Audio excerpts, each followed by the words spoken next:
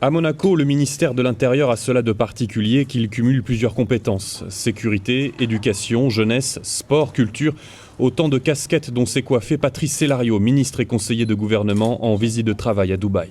Objectif, rencontrer les autorités locales et comparer les méthodes émiraties et monégasques. Comparaison n'est pas forcément raison, bien évidemment, mais de l'analyse, de la comparaison, de l'échange, on peut découvrir un certain nombre de stratégies, un certain nombre de pratiques qui permettent de progresser. Et je crois que c'est surtout ça l'intérêt des échanges, de la coopération internationale, qui n'est pas une compétition en soi, disant je suis meilleur ou l'autre est meilleur que moi, mais plutôt d'essayer de comprendre qu'on a tous des problématiques assez similaires et que leur traitement, parfois, du fait des contingences locales, ne peuvent pas forcément prendre les mêmes chemins.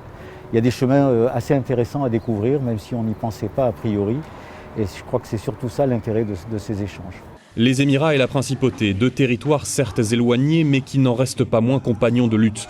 Dans les deux pays, le combat contre la criminalité, y compris financière, a remporté des succès ces dernières années. La sécurité est aussi importante à Dubaï, je dirais, qu'à Monaco. C'est un pays qui repose énormément sur la sécurité.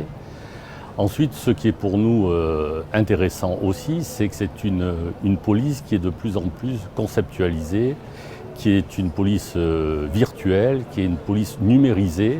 Et c'est vrai qu'ils ont une vraie réflexion sur une police, je dirais, une police du futur. À quelques jours de la clôture de la Dubaï Expo, le pavillon Monaco attend encore la venue la semaine prochaine des Archives nationales de la Principauté et de la délégation interministérielle de la transition numérique.